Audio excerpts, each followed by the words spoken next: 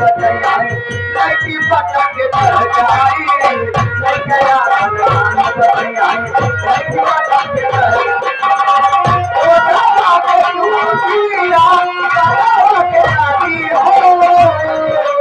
ओ दादा के दूधिया दादा के दादी हो जिलाई भदोही के राम फूल पाती हो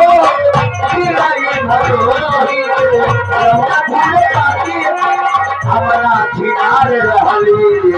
अपना छिनार रहली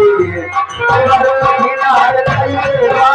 अपना छिनार रहली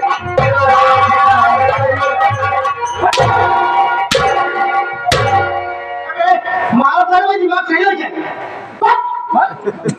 कब